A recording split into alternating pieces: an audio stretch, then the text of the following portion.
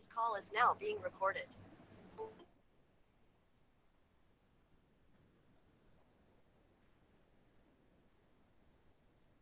Student, good afternoon.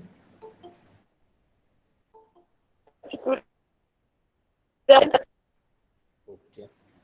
Okay, so now we start our session. Mostly students will join. Most of the students, nearly 23 students were joined. Now we start our session. In between कोई आ जाए तो हम उन्हें admit कर देंगे. तो सभी students को good afternoon and we start our sessions. Alpha decay हमने वहाँ पे कंसेप्ट स्टार्ट कर दिया और अल्फ़ा डी के में हमने अभी तक क्या पढ़ा है, short we revise. Introductory session we discuss on the alpha particle, then we discuss the range energy relationship, Geiger rule. Afterwards we discuss the Geiger-Nuttall law. Okay, उनके क्या एप्लीकेशंस है, गाइगर रूल कैसे डिराइव करते, वहाँ पर वो हमने discuss कर लिया था. अल्फ़ा स्पेक्ट्रम कैसा स्पेक्ट्रम होता है, डिस्क्रीट स्पेक्ट्रम होता है, उनका एनर्जी लेवल कैसा होता है, किस तरह से वो ग्राउंड स्टेट पे आता है by the emission of gamma photons. Excited state पे जो रहता है वो पार्टिकल्स ग्राउंड स्टेट में कैसे आ जाता है, और how by emitting the energy, which energy emitting by coming to the ground state, तो गामा एनर्जी रहता है. लॉन्ग रेंज अल्फा पार्टिकल्स क्या है, उनके बारे में हमने स्टडी कर लिया था कि जो भी पेरेंट न्यूक्लियस है वो एग्जैक्ट स्टेट पे रहते हैं, वो long range alpha particles emit करते हैं, और उनके एग्जांपल्स भी हमने देखे थे. And afterwards we start our discussion on the disintegration energy for spontaneous alpha decay, Q alpha कैसे डिराइव करते हैं, तो उनके हमने पूरा कंसेप्ट देखा था. और the last we got the result Q alpha which is equal to kinetic energy of the alpha particle into the A divide by A-4. और अल्फा पार्टिकल जो न्यूक्लियर रिएक्शन रहता है 98% एनर्जी वो कैरी कर लेता है, और काइनेटिक एनर्जी देखे तो 98% अल्फा पार्टिकल लेता है, और 2% will be the daughter nucleus carry. And on the basis of that we solve one problem कि हमारा क्यू अल्फा यूज़ करना है, डोटर न्यूक्लियस क्या है, उसका डिसइंटीग्रेशन एनर्जी क्या होगा, और उसकी एनर्जी लेवल डायग्राम क्या होगा. तो वहाँ पर हमने ये पूरा वो डिस्कस कर लिया था. After discussing the whole session, उनके बाद और एक हमने एक प्रॉब्लम सॉल्व किया था कि वो अनस्टेबल अगेंस्ट अल्फा डी के है ये प्लूटोनियम. तो हमने देखा था कि हाँ वो स्टेबल है अनस्टेबल है, तो क्यू वैल्यू फाइंड करना है. अभी Q value mass energy relation हमने यूज़ करके वहाँ पे देखा था कि mass of energy of parent minus the mass energy for D के प्रोडक्ट और प्रोडक्ट न्यूक्लियस. तो हमें क्यू वैल्यू एम में देखते हो तो पॉजिटिव वैल्यू आ रहा था, और पॉजिटिव वैल्यू होता है that will B unstable against alpha D के. ओके, यहाँ पर क्वेश्चन था कि जो प्लूटोनियम है is unstable against alpha D के और नॉट, तो yes is unstable against the alpha D के, वो शो करना था हमने, यहाँ से आप कर सकते हैं. And the latter one we I will, ये मैंने होमवर्क दे दिया था आपको. तो वहाँ पर लास्ट टू लास्ट क्लास हमने जो प्रॉब्लम देखा है दैट वी गो फॉर, ये हमने सेकंड को डिस्कस किया था, 2 सितंबर. ऑन 3 सितंबर पे हमने जो डिस्कस किया था वो एक बार हम थोड़ा देख लेते हैं, and then we go for today's topic. On 3 सितंबर ये प्रॉब्लम था आपके सामने है दैट प्रॉब्लम. तो यू सी द प्रॉब्लम, वहाँ पर हमने देखा था कि पोलोनियम है वो अल्फा पार्टिकल एमिट कर रहा है, उसका डिसइंटीग्रेशन एनर्जी कैलकुलेट करो. और वहाँ पर और एक बताया था barrier height for the alpha particle, barrier height क्या होगी. तो डिसइंटीग्रेशन एनर्जी हमने कैलकुलेट कर लिया था, और बैरियर हाइट जो रहता है, ओके बैरियर जो रहता है वो उसको क्रॉस करना रहता है बैरियर हाइट. तो बैरियर हाइट रहती है, उसको आप कैलकुलेट कर सकते हो Z1 Z2 E² by 4πε0r, उससे हम कैलकुलेट कर सकते हैं. तो that you can see the barrier height हमने ये फार्मूला यूज़ करके किया था 4πε0r. तो Z नंबर आप ले लीजिए, Z1 जो है वो पेरेंट न्यूक्लियस 82, फिर Z2 अल्फा पार्टिकल एमिशन हो रहा है into E² into that value 1/4πε0 की कांस्टेंट वैल्यू रख दी, और वहाँ पे हम देखते हैं तो रिजल्ट हमें कुछ कितना मिल रहा था, दैट इज़ इन MeV. और वो जूल और MeV में करोगे तो 28.25 MeV हमें रिजल्ट मिल रहा था, मतलब 28 MeV उसकी बैरियर हाइट है, और क्यू वैल्यू कितनी है 9 MeV. मतलब जब अल्फा पार्टिकल एमिट होता है और उनकी डिसइंटीग्रेशन एनर्जी आप कैलकुलेट कर रहे हो तो 9 MeV मिल रहा है, 8.945 MeV, मतलब अप्रोक्सीमेटली 9 MeV। और बेरियर हाइट मिल रहा है 28 MeV प्लस समथिंग। ओके, तो उसको डायग्रामेटिकली हम देखते हैं कि ये पैराडॉक्स क्रिएट करता है कि भाई जो पोलोनियम है, सिर्फ पोलोनियम में नहीं, जहाँ पे भी स्पॉन्टेनियस अल्फा डी के होता है ये बैरियर हाइट तो उन्हें क्रॉस करना ही रहेगा। तो हमने पोटेंशियल वेल बनाया था यहाँ पर। If you go for that concept, यहाँ पर आप देखोगे दिस कलर, तो यहाँ पर हमने पोटेंशियल वेल देखोगे, ये अट्रैक्टिव पोटेंशियल वेल है, न्यूक्लियस इसके अंदर आराम से अल्फा पार्टिकल रह रहा है इसके अंदर। ओके, और उसको अट्रैक्टिव पोटेंशियल लग रहा है, दैट विल बी नेगेटिव में दिया, मतलब उसको अट्रैक्टिव पोटेंशियल है, जीरो से रेफरेंस है, दैट विल बी -35 MeV। और वी आर जो पोटेंशियल लग रहा है वहाँ पर आप देखोगे तो maximum you can see that will B 28 MeV मिल रहा है। अब क्यू अल्फा अप्रोक्सीमेटली यहाँ पर आप देखोगे तो 9 MeV के आसपास आ रहा है। कितना? 9 MeV के आसपास आ रहा है। तो उसको ये बेरियर हाइट इतना क्रॉस करना होगा 28 MeV, और वो यहाँ से क्रॉस करके फिर यहाँ बाहर आ सकता है।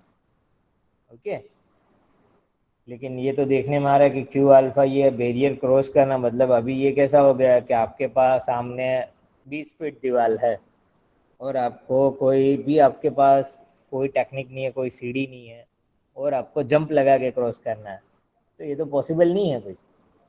न्यूक्लियस के अंदर इतना अल्फा पार्टिकल बन रहा है, अल्फा पार्टिकल ट्राई कर रहा है डिसइंटीग्रेट होने के लिए या तो डीके होने के लिए, तो is not easy to jump this much of height. तो फिर ये पैराडॉक्स है कि ये तो आता कैसे है बाहर, how it will be coming out from the nucleus alpha particle. तो ये पैराडॉक्स जो सॉल्व किया है वो गैमो ने किया है, गैमो थियरी फॉर अल्फा डी के पैराडॉक्स, और उसे हम कहते हैं कि भाई बैरियर कैसे क्रॉस करते हैं। तो वो टनलिंग उन्होंने wave mechanics, quantum wave mechanics apply किया और टनल करके बाहर आ रहा है, ऐसा उन्होंने कंसेप्ट दिया है। तो वही हमें देखना है कि उसका क्या क्वांटम मैकेनिक्स है, क्या फिजिक्स है, क्या रिजल्ट्स आ रहे हैं। तो इनके ये अल्फा डी के पैराडॉक्स अभी के 2 सेशन, आज और कल, हमें ये डिस्कस करना है। तो ये प्रॉब्लम के बेस पे मैंने ये समझाया था कि अल्फा डी के पैराडॉक्स की ये क्या, कैसे बैरियर हाइट कैलकुलेट करते हैं, क्यू अल्फा कैसे करते हैं। तो आपको ये कंसेप्ट क्वेश्चन आपको हुआ होगा कि ये पैराडॉक्स था, और वो सभी को पैराडॉक्स हो रहा था कि लेसर एनर्जी, बैरियर हाइट ज़्यादा, तो वो कैसे वहाँ पर आउटवर्ड बाहर कैसे आता होगा। और मैंने एक होमवर्क भी दिया था आपको कि ये होमवर्क आप कर लेना, और उनकी हिंट भी दे दी थी।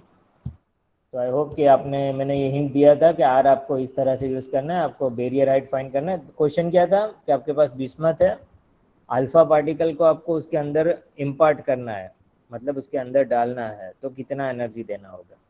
अथवा तो दूसरा क्वेश्चन था कि proton penetration to the same radius, proton को पेनेट्रेट करना है तो आपको कितना एनर्जी देना होगा। तो ये कंसेप्ट के बेस पे हमने देखा था। तो आपको ये मैंने होमवर्क दिया था, आपको हिंट में ये दिया था, ये फार्मूला यूज़ कर लेना। ओके, वहाँ पे दोनों रेडियस यूज़ होगी क्योंकि बिस्मथ है और अल्फा पार्टिकल को एंटर कराना है, तो ये टचिंग पॉइंट पे जो रेडियस होगी वो दोनों का कैलकुलेट होगा। R=R0, ये mass number, bismuth raise to 1/3 plus alpha particle raise to 1/3। I hope कि आप लोगों ने सॉल्व किया होगा। एनीवन स्टूडेंट सॉल्व, ये प्रॉब्लम सॉल्व किया आपने?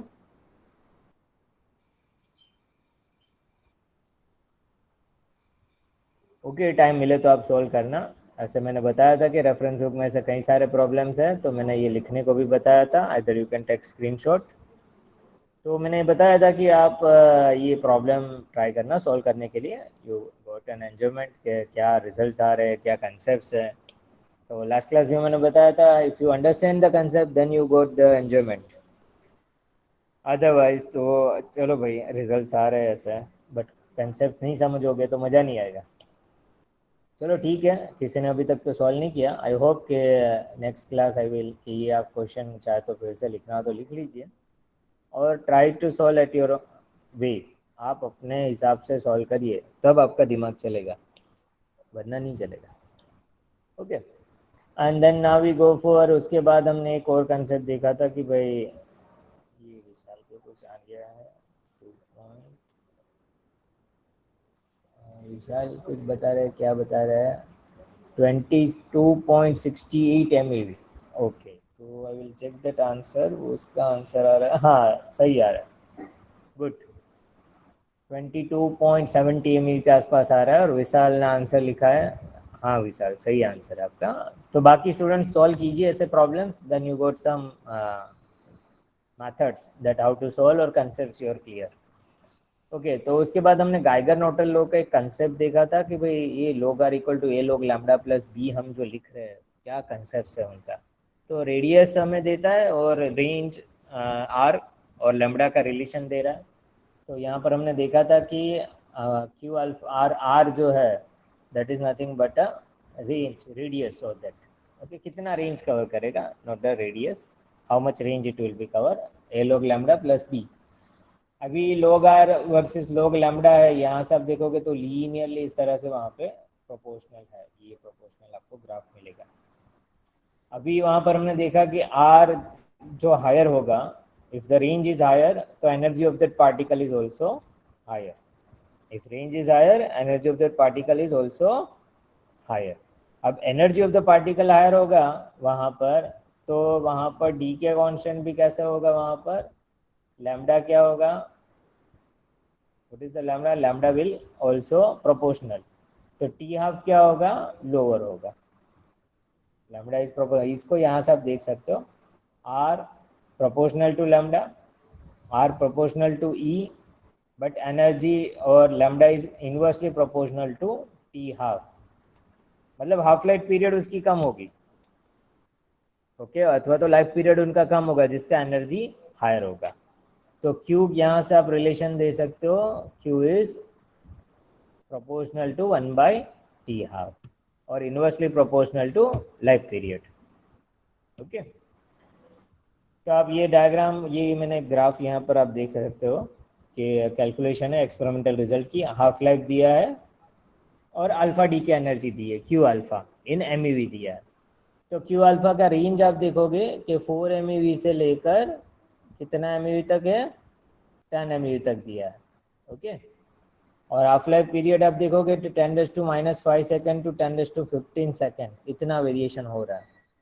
तो जैसे कि कोई 4 एम है अल्फा पार्टिकल एनर्जी अथवा 4.5 एम पार्टिकल एनर्जी है, तो उसका हाफ लाइफ पीरियड ज़्यादा होगा। ओके, उनके हाफ लाइफ पीरियड कैसे होंगे, that will be very much more. और वो आप देखोगे यहाँ पर 10⁻15 सेकेंड के आसपास आ रहा है। फिर 5 एम है, 6 एम है, 7 एम देखोगे तो उसकी हाफ लाइफ पीरियड 1 आ रहा है। तो यहाँ से ये आप देख सकते हो और कह सकते हो कि as the energy alpha D के क्यू अल्फा ज़्यादा है उसका एनर्जी, तो उसकी हाफ लाइफ पीरियड कम होगा। तो सिर्फ आप देखोगे 4 to 5 एम है तो कितना उसका लाइफ टाइम पीरियड चेंज हो रहा है, 5 to 6 एम आप चेंज हो रहा है, तो वेरी मच डिफरेंस। मतलब 5 एम में तो हाफ लाइफ पीरियड कितना चेंजेस आ रहा है। तो ये कंसेप्ट है कि क्यू का रिलेशन हाफ लाइफ से कैसे है, वो ग्राफ से आप समझ सकते हो। क्लियर हुआ इतना स्टूडेंट्स? तो ये हमने लास्ट यहाँ तक हमने डिस्कस किया था। If any question in that, आपको कोई क्वेश्चन है यहाँ पर?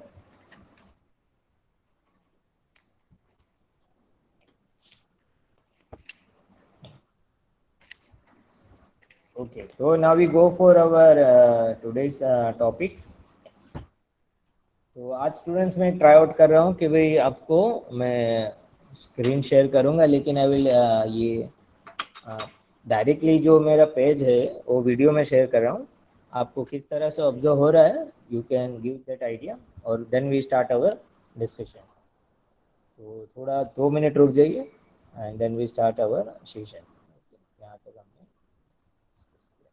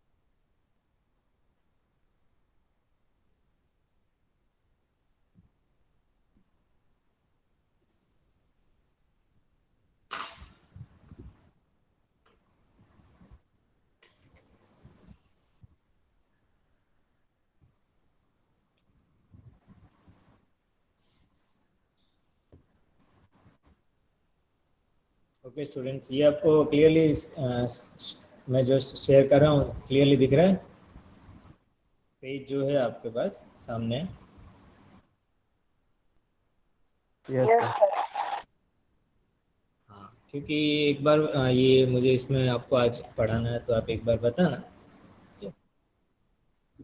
ओके, तो we start the our topic. जो आज के क्वेश्चन है कि भाई ये पैराडॉक्स जो है वो क्या है और किस तरह से। थोड़ा 1 मिनट और रुक जाना, 1 मिनट।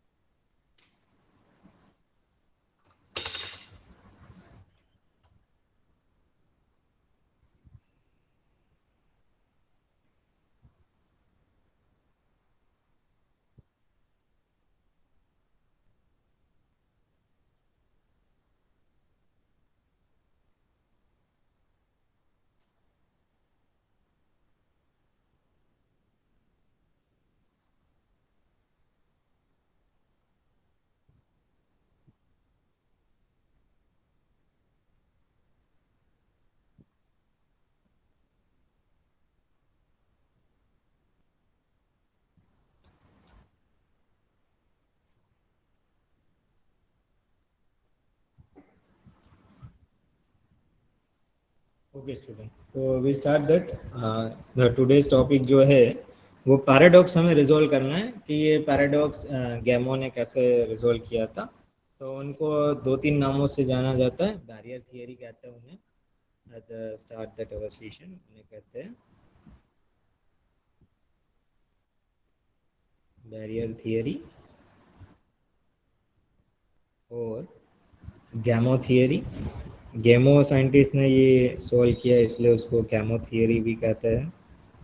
बैरियर थियरी नाम कहते हैं, गैमो थियरी कहते हैं, और कई बार उन्हें कहते हैं और अल्फा डीके पैराडॉक्स। ओके, क्या कहते हैं? Alpha decay paradox. तो ये अल्फा डी के जो पैराडॉक्स है, तो हमने ये आपको पहले डायग्रामेटिकली हम देख ले कि उन्हें कैसे और उनका ये पोटेंशियल वेल कैसे सॉल्व करते हैं। तो मैंने बताया था कि nuclear potential well, if you square well potential हम ड्रॉ करते हैं, तो जैसे कि हम यहाँ पर एक रेफरेंस लाइन ले लेते हैं। If you take the reference line,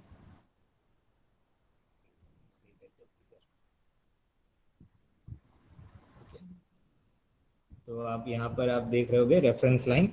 और रेफरेंस लाइन जो है वहाँ से आप यहाँ पर if this reference line at a zero और ओरिजिन में यहाँ पे गए, और न्यूक्लियर जो अट्रैक्टिव पोटेंशियल वेल है that will be negative. Attractive potential well है उससे हम नेगेटिव से बताते हैं, और नियरली और रेंज रहता है -35 MeV। और वो आप यहाँ पर उसका अट्रैक्टिव पोटेंशियल वेल ये इस रेंज तक है, पर्टिकुलर रेंज। और वो रेंज कितनी होगी? रेडियस आर के हिसाब से, कैपिटल आर। तो ये न्यूक्लियर अट्रैक्टिव पोटेंशियल है, मतलब यहाँ पर आप उसे ऐसे इमेजिन कर सकते हो कि ये पूरा यहाँ न्यूक्लियस है इस रेंज में, और विथ रेडियस आर। ओके, ये आप इस स्फेरिकल स्फीयर के फॉर्म में देखो, न्यूक्लियस को हम स्फीयर कंसिडर करें और रेडियस आर, तो उसको अट्रैक्टिव पोटेंशियल वेल हम ले रहे हैं कि यहाँ तक उनके अंदर जो भी पार्टिकल है वो अट्रैक्शन फिल कर रहा है इसके इस रीजन के अंदर। जैसे ये रीजन है that will be define as a attractive potential well. Attractive potential well. अब यहाँ से आप देखोगे कि वो हम कहते हैं कि उनकी बैरियर हाइट, और वहाँ पर हम देखते हैं कि बैरियर हाइट जो रहता है, मतलब इसको क्या रहेगा। हमने देखा कि पोलोनियम के लिए 28 MeV है। बाकी आप किसी और वहाँ पर लेके देखोगे फॉर अदर न्यूक्लियस, तो उनकी अट्रैक्टिव पोटेंशियल वेल होगा that will be on Y axis, that against the attractive potential well VR से हम उन्हें डिफाइन करें। and that you can see that the attractive potential well VR, और हम कहते हैं barrier height, that will be maximum। और फिर वहाँ पे क्या होगा, that you can see that कि उनका यहाँ पे कोलम्बिक पोटेंशियल ज़्यादा लगता है।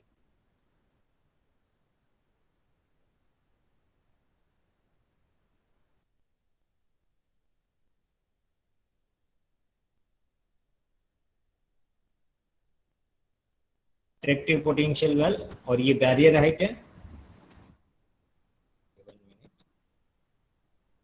स्टूडेंट्स आपको क्लियरली दिखाई दे रहा है ना? हाँ साहब। दिखाई दे रहा है क्लियरली? Yes sir. ओके, तो अभी क्या है कि इसमें मैं बता रहा हूँ, कोई डिस्टरबेंस आया तो बताना। ओके, तो ये रीजन जो है वो पूरा यहाँ पर उसको अट्रैक्टिव पोटेंशियल वेल लग रहा है। अब यहाँ से उसकी बैरियर हाइट है ये। Okay, this much will be the barrier height. और यहाँ से आप देखोगे तो ये कोलम्बिक पोटेंशियल लगता है, कोलम्बिक बैरियर।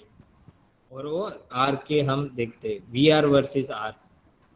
ये रेडियस ये आर की रेंज पे आगे बढ़ेगा तो उसको क्या लगेगा, coulombic potential. This is nothing but a coulombic potential. Suppose आपको ये न्यूक्लियस के अंदर कोई पार्टिकल को भी एमिट करना है। Okay, if you emit some particle, कल जो मैंने क्वेश्चन दिया था कि बिस्मथ है लास्ट क्लास, तो बिस्मथ में हमें अल्फा पार्टिकल्स को अंदर भेजना है, तो हमें कितना एनर्जी ये पार्टिकल को देना होगा, how much energy we have to give this. और अथवा तो इसके अंदर कोई अल्फा पार्टिकल फॉर्म हुआ, न्यूक्लियस है हमारा कोई भी, और न्यूक्लियस के अंदर हमें अल्फा पार्टिकल कुछ फॉर्म हो रहा है यहाँ पर, if you take the nucleus और उनके अंदर कोई अल्फा पार्टिकल फॉर्म हुआ, तो उसको बाहर आने के लिए कितना एनर्जी चाहिए, वो क्वेश्चन, मतलब हाउ मच एनर्जी। तो हमने कैलकुलेशन किया कि क्यू अल्फा जो मिल रहा है दैट इज नियरली 9 MeV, ये -35 MeV, ये अप्रोक्सीमेटली हम कहें उसको 25 MeV है, बैरियर हाइट 25 MeV है। और यहाँ पे आप देखोगे तो this will be nearly, if you see, ये 9 MeV तक होगा और उससे थोड़ा कम, तो अप्रोक्सीमेटली ये क्यू अल्फा हम कहेंगे, Q alpha of that this point. तो वो इसको बैरियर इतना क्रॉस करके बाहर आना होगा, तो ये इतना फोरबिडन रीजन है, classically forbidden region. Okay, that will be, मतलब वहाँ पर आप देखोगे कि जो भी वहाँ पर एनर्जी है, okay, is very much lesser potential energy V R जो है यहाँ पर। तो दिस क्यू अल्फा को बाहर आना है तो उसको या तो वो जंप कर सकता है या तो वो दैट विल बी डी के। मतलब दो क्वेश्चन यहाँ पे हो सकते हैं, क्या तो अल्फा पार्टिकल हमें भेजना अंदर, या तो हम यहाँ पे कंसेप्ट देखें कि ये बाहर आना चाहता है। तो दिस मच एनर्जी है और वो एनर्जी है अप्रोक्सीमेटली 9 MeV। तो गैमो ने बताया कि ये पेनेट्रेट करके आ जाता है, टनलिंग, टनलिंग का कंसेप्ट दिया था, by tunneling process. Okay, by tunneling process alpha D के particles is coming out from the nucleus. अब ये टनलिंग का कंसेप्ट जो है थियोरेटिकली हमें उन्हें पढ़ना है, तो श्रोडिंजर इक्वेशन को सोल्व करना होगा, और वन डायमेंशन श्रोडिंजर इक्वेशन उन्होंने वहाँ पे अप्लाई करके ये सोल्व आउट किया है। तो यहाँ पर वो कंसेप्ट हम उनका एक और मैं डायग्राम ड्रॉ करता हूँ, then you can get some idea कि उनको कैसे वेव मैकेनिक्स अप्लाई किया है वहाँ पर। तो आपको थियोरेटिकली यू सी हियर कि यहाँ पर हम फिर से वो पोटेंशियल कर्व ड्रॉ कर लेते हैं, V R versus R, we R, और यहाँ पर रेंज आर इक्वल टू हम 0 लिख लेते हैं, और रेडियस जो थी वहाँ पर उन्हें वहाँ पर हम ये रेंज है आर का। Okay, and if you get the, वहाँ पर जो उन्हें बैरियर हाइट है, बैरियर हाइट कितना है, सपोज इतना उनका बैरियर हाइट है, तो you see that barrier height, और उसको हम रीजन दे देते, ये फर्स्ट रीजन है, this will be second region and this will be the third region, तीनों रीजन है। और वहाँ पर ये रेफरेंस लाइन हम ले लेते कि ये यहाँ पर क्यू अल्फा, उसको ये बैरियर इतना क्रॉस करना है, जैसे हमने ये पार्टिकल में देखते हैं यहाँ पर ये, once again you see that ये उसका बैरियर, ये फर्स्ट। ओके, तो this will region as a second, ये फर्स्ट रीजन, और यहाँ थर्ड रीजन, उसके बैरियर के बाद ये third region. Okay, wave mechanics यहाँ अप्लाई करना। वैसे ही हम ये फिगर यहाँ पे मैं ड्रॉ कर रहा हूँ, first second and third region. Okay, तो ये बैरियर हाइट है उनका और ये उनका पोटेंशियल है। तो यहाँ हम वेव मैकेनिक्स अप्लाई कर रहे हैं, as you apply the wave mechanics तो that you get the idea. या वेव जैसे अप्लाई कर रहे हैं और ये यहाँ से टनल करके कुछ फिर से बाहर आ रहा है ऐसा, दैट लाइक दैट। ओके, मतलब ये टनलिंग, ये सब वेव मैकेनिक्स, ये हमें रीजन के लिए इसको सॉल्व करना है। आर इक्वल टू 0 और ये R equal to B, barrier height. तो ये कैसे टनल करके बाहर आ रहा है और ये पोटेंशियल कितनी बार अल्फा डी के ट्राई आउट करता है और कैसे वहाँ से बाहर आता है, तो that we has to solve. तो अभी हमारा ये कंसेप्ट्स को लेके हमें चेकआउट करना है कि इसको कैसे सॉल्व करते हैं। तो for zero angular momentum psi को हम डिफाइन करते हैं, that will be psi you can define in terms of R theta phi. Okay, spherical coordinate में आर थीटा फाई ले लेते हैं। और यू आर, ये इसको हम डिफाइन कर लेते हैं, this we given as a first region, उसको u1 डिफाइन करते हैं, ये u2 और ये u3। ओके, तो फंक्शन यू आर जो है, function U R which is equal to R times psi of R, ये जो फंक्शन है U R, which we define as a equal to r of psi r must satisfy one dimension, must satisfy one dimension wave equation. Okay, must satisfy one dimension wave, ये one dimension wave equation satisfied होना चाहिए। और one dimension wave equation कैसे लिखते हैं, anyone has idea? One dimension wave equation quantum mechanics में कैसे लिखते हो आप? वेव मैकेनिक्स हम अप्लाई कर रहे हो,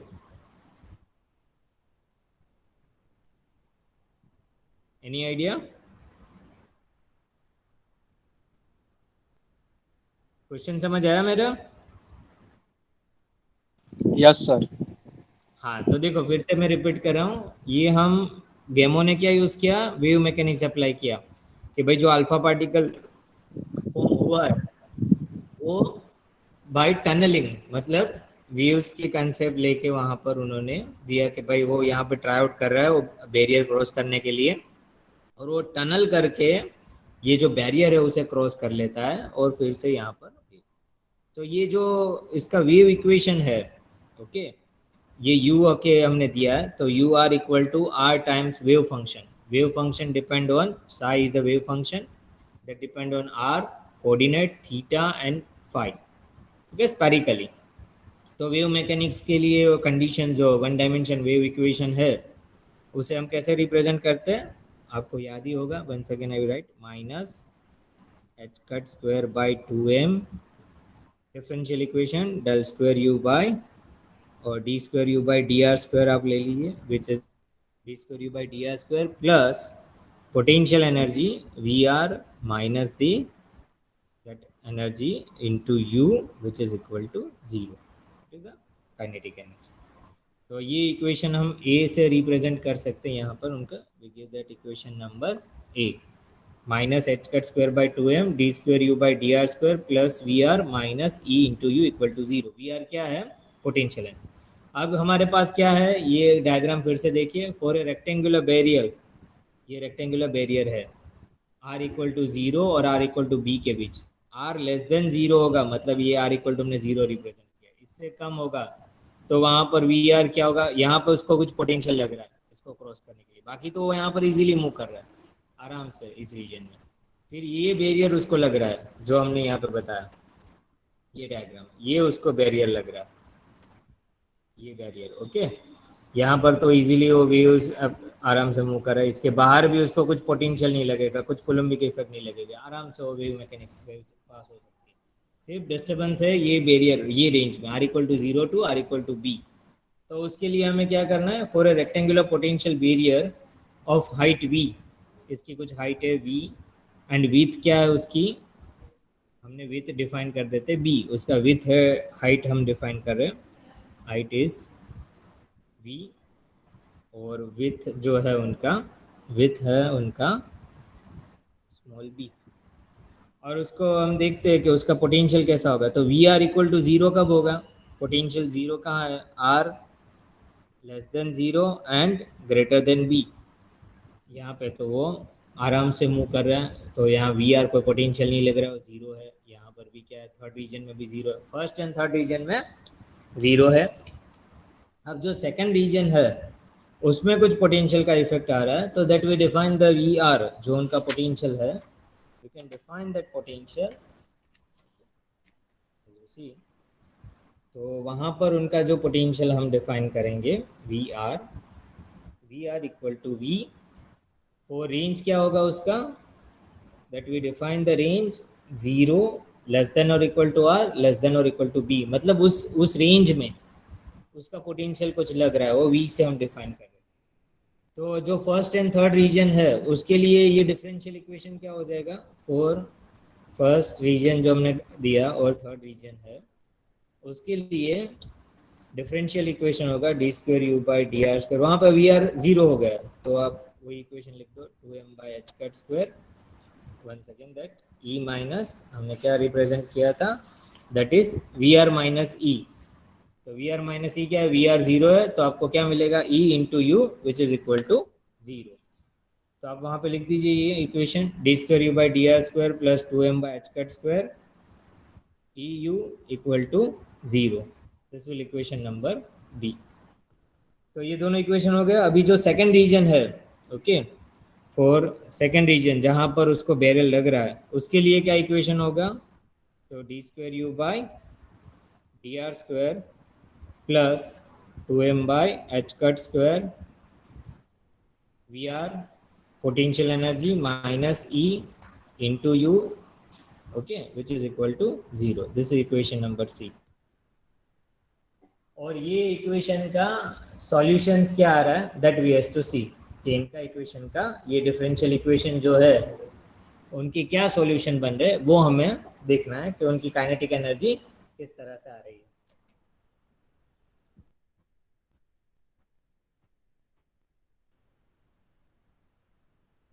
E minus V into U zero for equation A and for equation C. Once again आप ये इक्वेशन हमने C दिया यहाँ पर। अब C का सॉल्यूशन क्या होगा? U2 रीजन के लिए हमें देखना है, U2 सेकंड ऑर्डर रीजन के लिए।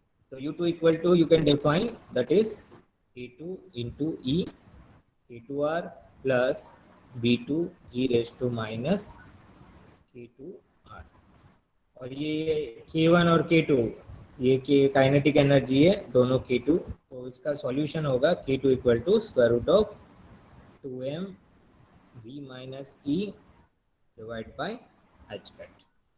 ये उनका सॉल्यूशन आएगा आपको। ओके,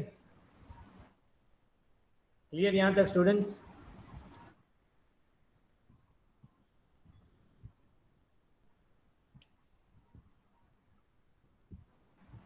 आप कुछ आंसर दो तो हमें पता चले।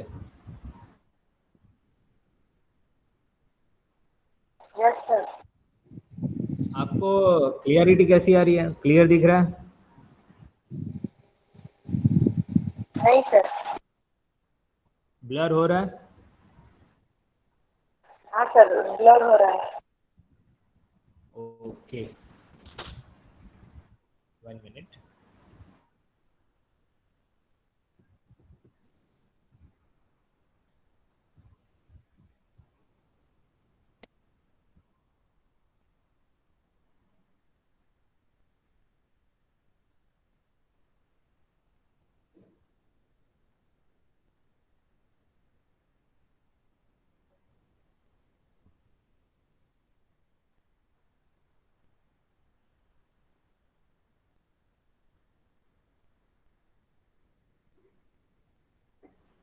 मतलब जो मैं लिख रहा हूँ वो क्लियरली आपको दिख रहा है कि नहीं दिख रहा है?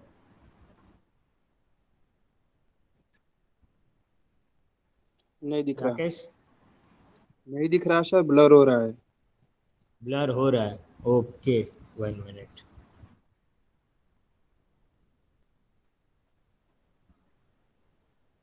Okay, I will shift to the, फिर से यहाँ पर हमने एक बार मैं स्क्रीन पे ही प्रेजेंट कर देता हूँ।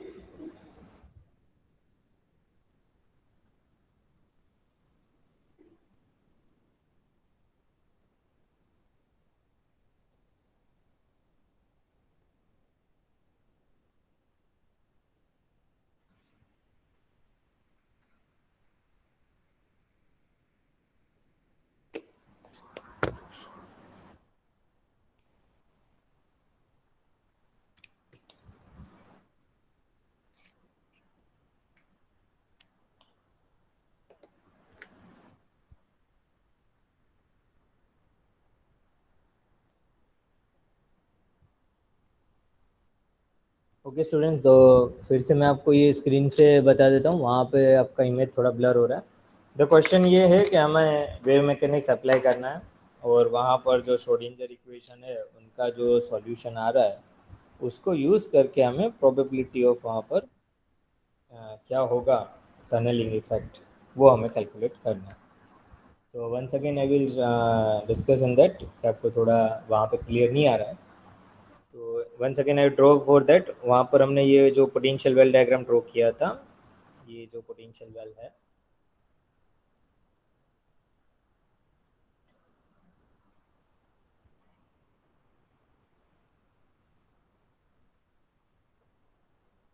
वन मिनट,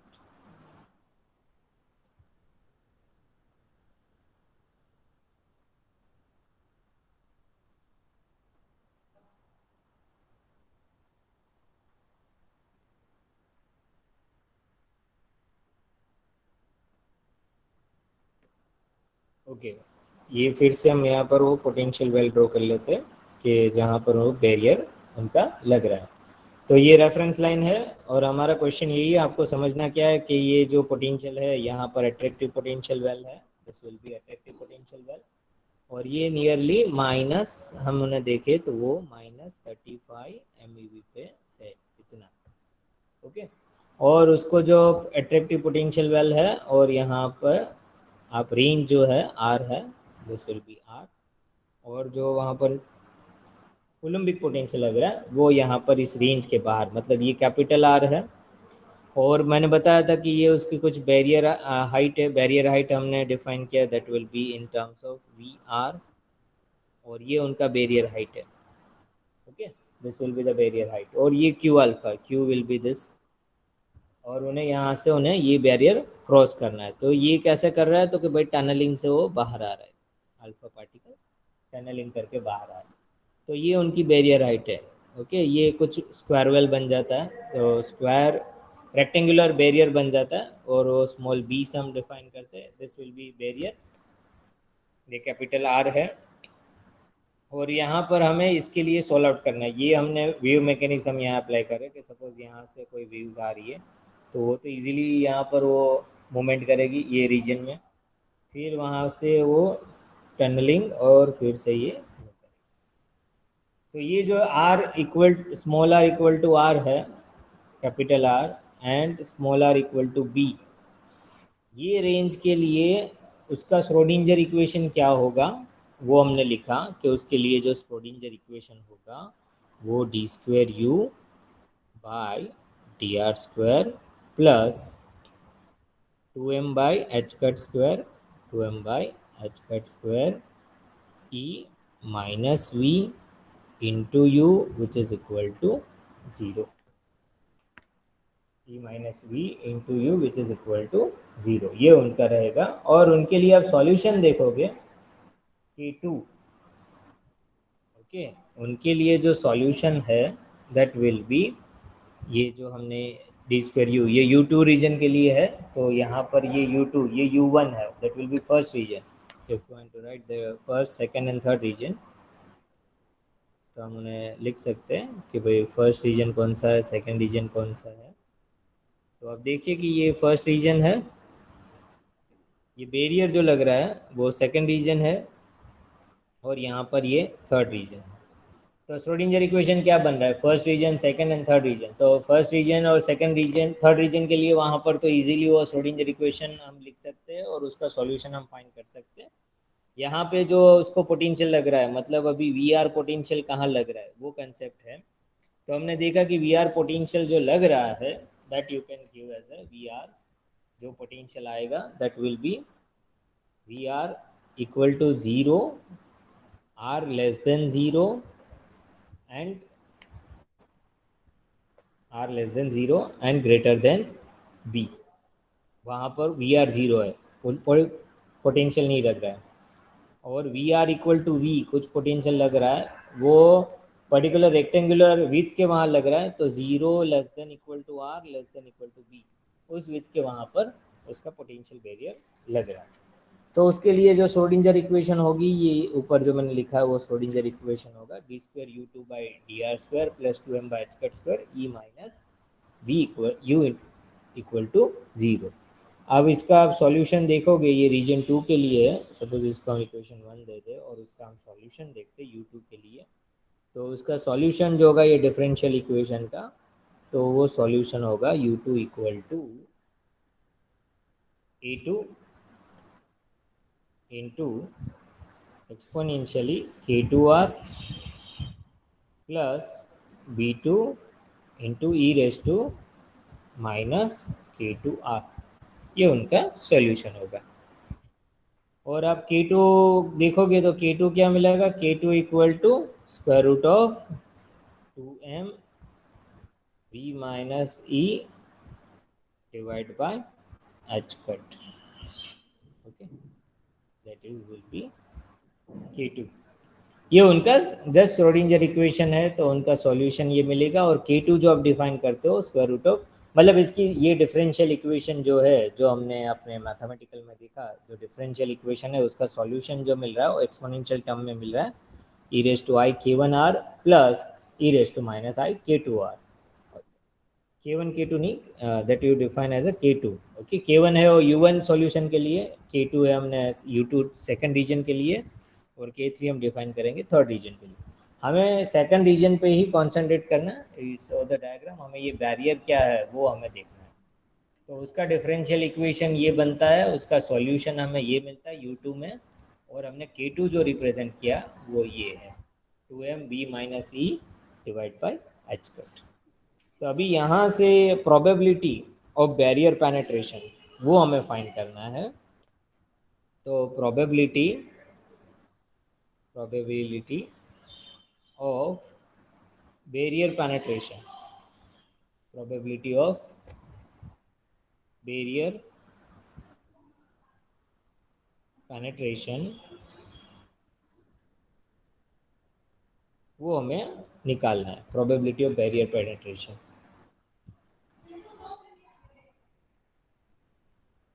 वो क्वेश्चन है हमारा। तो वो कैसे वहाँ पे फाइंड आउट करते हैं, probability of barrier penetration that is define as a gamma, उसको सिंबॉलिकली डिफाइन करते हैं, और that will be given a solution square root of 2m by h cut square v0 minus e, potential energy minus kinetic energy, और उसको आप यहाँ पे define कर सकते हो विच इज़ गिवन। गामा को हम इस तरह से रिप्रेजेंट कर सकते हैं, और वहाँ पर प्रोबेबिलिटी ऑफ जो बैरियर पेनेट्रेशन है that you can define in terms of, ये प्रोबेबिलिटी ऑफ बैरियर पेनेट्रेशन है that you can define in terms of p, उसको सिंबल दे देते हैं, और p equal to e raise to minus 2 gamma into small d, ये हम उन्हें रिप्रेजेंट कर सकते हैं।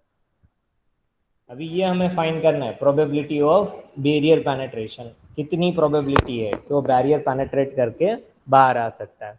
तो हमें गामा कैलकुलेट करना होगा, और probability is given in terms of e raise to minus 2 gamma T.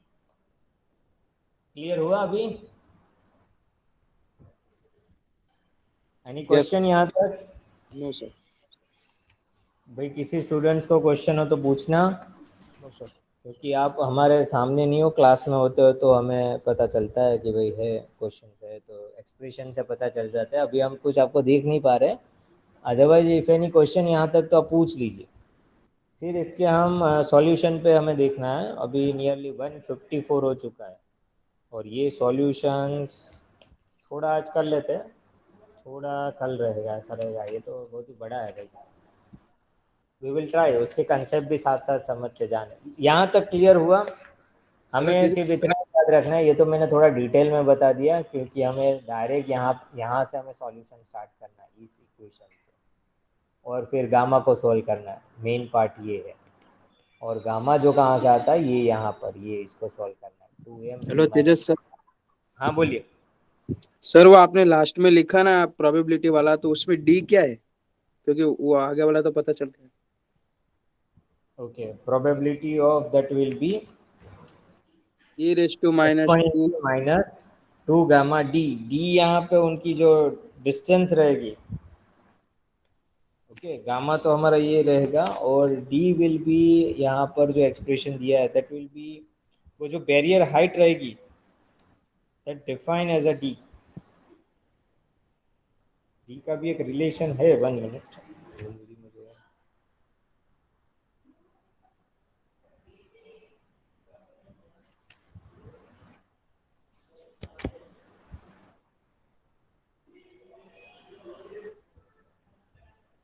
Okay, उनको ये आप थोड़ा डी आर यहाँ पे इस तरह से एक्सप्रेशन दिया that I will write probability p that is given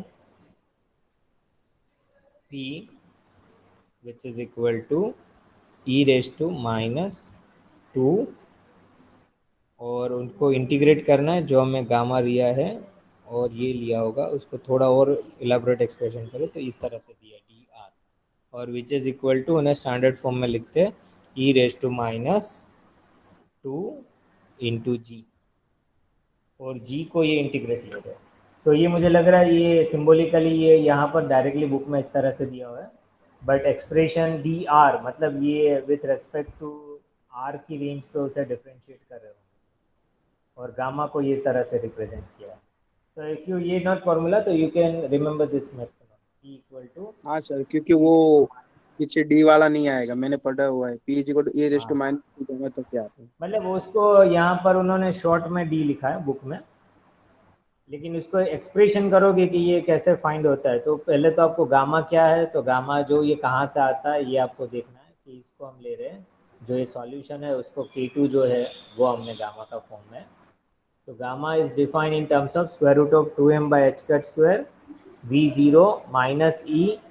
okay, तो ये गामा आप रिप्रेजेंट कर रहे हो, तो प्रोबेबिलिटी ऑफ बैरियर पेनिट्रेशन उसको कैलकुलेट करते हैं ये फार्मूला से E exponentially minus 2 integration gamma R D R, और ओके उसको सर। एक सिंबॉलिकली लेते हैं जी कैपिटल, और जी को आप रिप्रेजेंट कर सकते हो, जी हमें कैलकुलेट करना है तो G equal to nothing but that you can calculate integration minus 2 gamma D R, integration gamma D R, G you can represent as a integration of gamma R D R, ये G रहता है। और यहाँ पे आप देखोगे कि gamma r जो है उसको हम थोड़ा सॉल्व कर लेते हैं और फिर हम उसका इंटीग्रेशन फाइंड करने के लिए ट्राई आउट करते हैं। तो आप आगे देखिए, other students any question you can ask. Okay, तो गामा आर जो है उसको हम रिप्रेजेंट कर सकते हैं gamma r equal to 2m by H cut square v are minus q. Okay, 2m by H cut square v are minus q, और यहाँ पे आप देखोगे कि गामा को आप वी आर जो पोटेंशियल है और क्यू है वो कैसे फाइंड करते हैं, तो उसकी आप एक्सप्रेशन रख दीजिए which is equal to square root of 2m by H cut square, और वी आर को आप रिप्रेजेंट करोगे z1 z2 E square divide by 4 pi epsilon 0 r. We r को फाइंड करना है, तो वी आर कैसे फाइंड होगा, जो हमने डायग्राम अब देखो ये v r that potential particular, तो एक पर्टिकुलर वी आर क्या रहेगा, ये आपको बैरियर हाइट जो हम कैलकुलेट करते हैं, तो दैट इज z1 z2, वही फार्मूला यूज़ किया है z1e z2e 4 पाई एप्सिलॉन 0 और r, पर्टिकुलर r के लिए कौन से पॉइंट के लिए आप वी आर फाइंड करना चाहते हो, इस पॉइंट के लिए फाइंड करना चाहते हो तो कैपिटल R, इस पॉइंट के लिए R, ये पॉइंट कौन से पॉइंट के लिए वी आर आप कैलकुलेट कर रहे हो, तो R पे डिपेंडेंट है स्मॉल r, तो इसीलिए स्मॉल r हमने लिखा है यहाँ पर माइनस। ओके,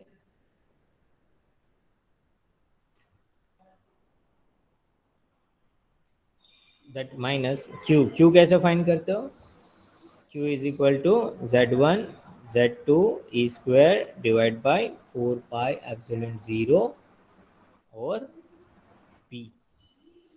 Q क्या है, ये point, you see the diagram R equal to B, ये पॉइंट उसको यहाँ पे Q क्या है, ये this point particular this point is B।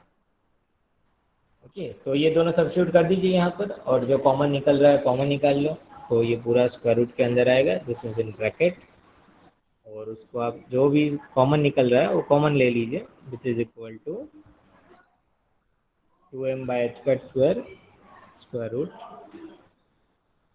Okay, और उसे एक्सप्रेस कर लीजिए 2m by h cut square, और क्या क्या बाहर आएगा, z1 z2 E square divide by 4 pi epsilon 0 1 by r minus 1 by b, okay. ये आपका हो गया एक्सप्रेशन, और उसको आप जी में रख दीजिए। तो जी तो क्या इंटीग्रेशन है, जी इक्वल टू जो एक्सप्रेशन है गामा आर, ये आपका बन जाता है इंटू डी आर। तो कांस्टेंट हम बाहर ले लीजिए और फिर हमें ये पार्ट को इंटीग्रेट करना है। तो one second I will write that G part. तो G you can express in terms of G equal to, जो कॉमन ले रहे हो बाहर ले लीजिए, 2m by H cut square z1 z2 E square divide by 4 pi epsilon 0, और integration हमें किसका करना है, integration of square root 1 by are minus 1 by B into D R, ये हमें करना है। तो हमें इंटीग्रेशन किसका फाइंड करना है, जो कांस्टेंट टर्म है वो तो वही का वही आप रहने दो। हमें इंटीग्रेशन जहाँ पे आर टर्म आ रहा है with respect to d r, तो 1 by are minus 1 by b square root में इंटू डी आर, वो हमें करना है। तो वन सेकेंड यहाँ पे एक बार फिर से देख ले कि हम कौन से ट्रैक पे जा रहे हैं, तो स्टूडेंट्स आपको कंफ्यूजन ना हो कि हमें यहाँ पे ये टनलिंग करके अल्फा डी के जो बाहर आ रहा है उसको वेव मैकेनिक्स अप्लाई करके गेमो ने सोल्व किया है। तो इसका सॉल्यूशन क्या है, ये वेव मैकेनिक्स इक्वेशन का। तो वेव का कंसेप्ट आता है, मतलब फाई फंक्शन हम लेते हैं, तो उसका डिफरेंशियल इक्वेशन उन्होंने फॉर्म किया। तो डिफरेंशियल इक्वेशन ये बन रहा है। अब ये पोटेंशियल क्या होगा यहाँ पर, तो we are equal to v होगा, तो ये डिफरेंशियल इक्वेशन और इसका सॉल्यूशन ये मिल रहा है। तो ये जो K2 है जो कांस्टेंट, उसको आप डिफाइन कर सकते हो 2m v minus E divide by H का स्क्वायर रूट। तो यही हमारा है प्रोबेबिलिटी ऑफ बैरियर पेनिट्रेशन, कैसे फाइंड करते हैं प्रोबेबिलिटी ऑफ बैरियर पेनिट्रेशन। तो आपको याद रखना है probability of barrier penetration is given as p equal to exponential minus 2g, इतना याद रखो, एक्सपोनेंशियल माइनस 2g, और g you can represent in terms of gamma R, integration of gamma R D R. और gamma कैसे represent करते हो, square root of 2m by H cut square V zero minus E, तो उसको यहाँ लिख दो 2m by H cut square V zero minus ई मतलब यहाँ पर q, और उसको हमने इस एक्सप्रेशन फॉर्म में रख दिया। वी आर कैसे कैलकुलेट करते हैं, तो z1 z2 square by 4 pi epsilon 0 small r minus q को वैल्यू लिख दीजिए z1 z2 square by 4 pi epsilon 0 b। तो ये आपका टर्म बन जाता है। अब जो कॉमन निकल रहा है कॉमन निकाल लो, आपका टर्म बन जाएगा 1 by are minus 1 by b square root के अंदर। तो जी हमें कैलकुलेट करना है, तो जी को हमें इस फॉर्म में हमने लिख दिया। अभी हमें इसको कैलकुलेट करना है। यहाँ तक क्लियर?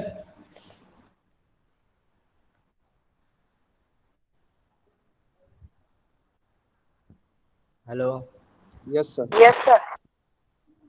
आप कुछ बोलो तो हमें पता चले, वरना मैं वहीं का वहीं उसी में घूमता रहूँगा। ओके, तो अभी हमें क्या करना है एज अवर एक्सप्रेशन, कि हमें ये कैलकुलेट करना है। तो उसके लिए थोड़ा सा भी वो टाइम दे देते, 2 बजे ना, अभी कोई क्लास तो है नहीं, ये है क्लास?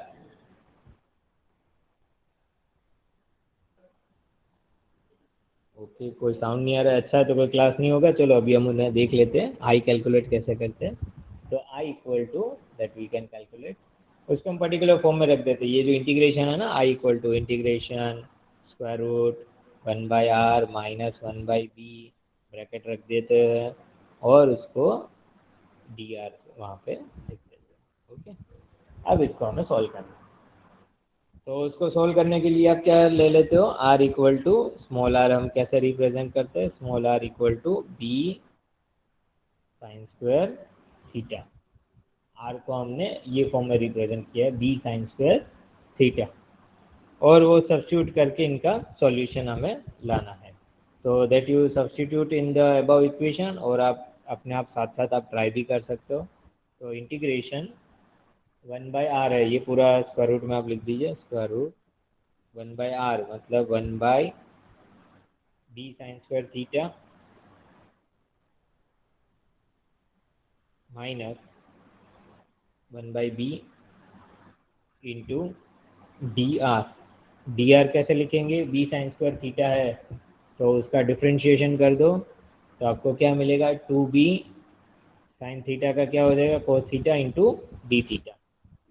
तो एक बार आप इसको डिफ्रेंशिएट करोगे dr आपको मिलेगा दैट इज इंटू 2b, 2 नीचे आएगा sine theta, 2b sine theta और साइन थीटा का क्या होगा that you differentiate cos theta into d theta.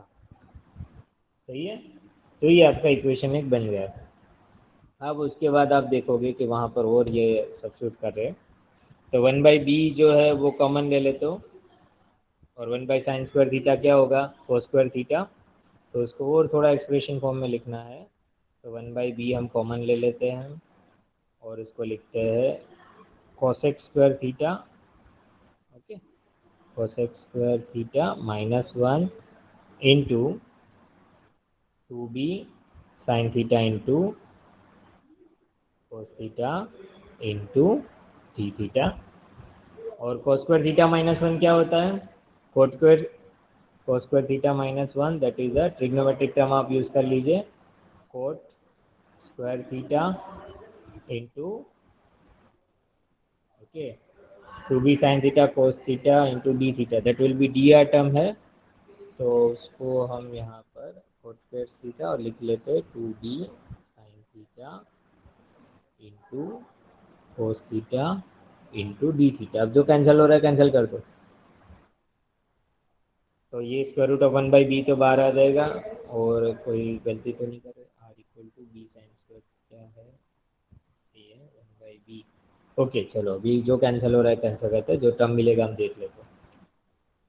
चलो देखो b और b है तो रूट b है 1/√b और ऊपर b है तो क्या बचेगा, रूट b मिलेगा हमें।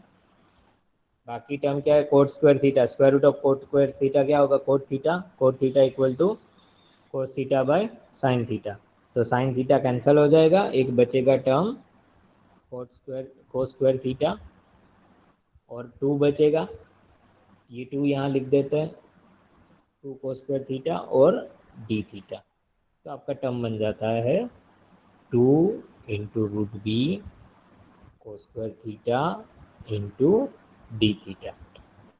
अब कोस स्क्वायर थीटा का ट्रिग्नोमेट्रिक टर्म यूज़ करो तो कोस स्क्वायर थीटा को आप रिप्रेजेंट कर सकते हो 1 प्लस कोस, यहाँ 2 कोस स्क्वायर थीटा मिला है तो 1 प्लस कोस 2 थीटा हम उन्हें रिप्रेजेंट कर सकते हैं। और इंटीग्रेशन टर्म मत भूल जाना, यहाँ पर ये इंटीग्रेशन में है, ऊपर वाला टर्म भी इंटीग्रेशन में है। ओके 1 मिनट, मोबाइल में लिखते हैं और इसको आप लिख दीजिए square root b integration 1 plus cos 2 theta into d theta, सही है, और उसे आप लिख दो रूट बी। अब आप इसका इंटीग्रेट कर ले तो 1 का इंटीग्रेशन क्या आएगा, थीटा, कोस 2 थीटा का क्या हो जाएगा, साइन 2 थीटा और 2 theta sine 2 theta by 2। Okay तो ये आपको कुछ ये रिजल्ट मिल रहा है, ये आपको सर स्क्रीन स्क्रॉल कीजिए ना। हाँ ओके तो फिर से ये थोड़ा स्क्रीन शेयर करना, यहाँ से हमने देखो ये वैल्यू रख दिया है कोस square theta into d theta, कोस स्क्वायर थीटा को हमने क्या रिप्रेजेंट किया, 1 plus cos 2 theta into d theta. अब उसका इंटीग्रेट कर ले तो 1 इंटू डी थीटा, उसका इंटीग्रेशन थीटा, कोस 2 थीटा का क्या होगा, साइन 2 थीटा बाई 2। अब यहाँ पर आप वैल्यू सब्स्टिट्यूट कर दीजिए, r equal to small r equal to capital R, तो साइन थीटा क्या होगा, sine theta equal to, one second एक बार मैं फिर से इसको थोड़ा इलाबरेट कर दूं, नहीं तो आपको क्या बोर्ड वर्क नहीं है इसलिए समझ नहीं आएगा कहाँ से लिया। r इक्वल टू हमने जो लिया था b साइन स्क्वायर थीटा, उसको यूज़ करके हम रिप्रेजेंट कर रहे हैं r equal to capital r होगा तो साइन थीटा क्या होगा, साइन थीटा क्या होगा, square root of capital r by small b. ये लोअर लिमिट हो जाएगा। अब इसकी लिमिट हम फाइंड कर रहे हैं कि भाई इंटीग्रेट कर रहे हो, अभी अभी लिमिट लगा दे तो क्या रहेगा, तो लोअर लिमिट ये रहेगा, अपर लिमिट क्या होगा, r equal to small b. ये आप डायग्राम से कह सकते हो, ये रीजन के लिए हम कर रहे हैं सॉल्व। तो डायग्राम में ये कैपिटल आर है वो लोअर लिमिट है और स्मॉल बी जो है वो अपर लिमिट है। तो फर्स्ट लिमिट आप देखोगे तो r equal to capital r, तो साइन थीटा हमारा बन जाएगा square root of r by b. ये लोअर लिमिट हो गया।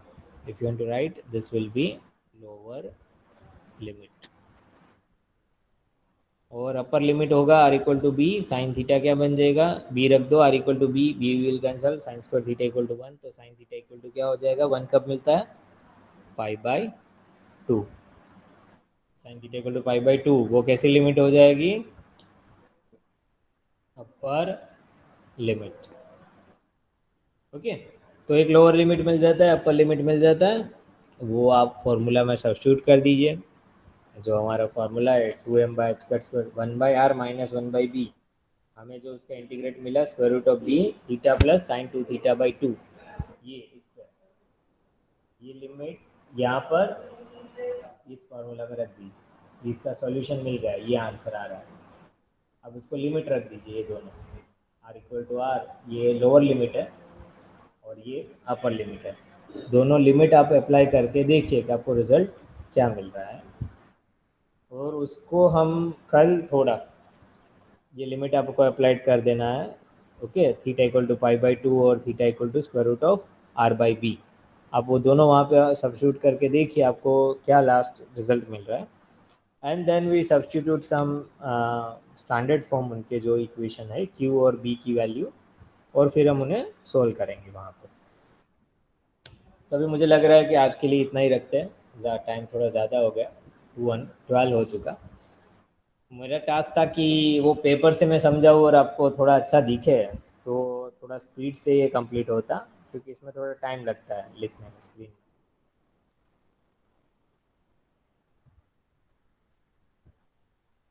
ओके,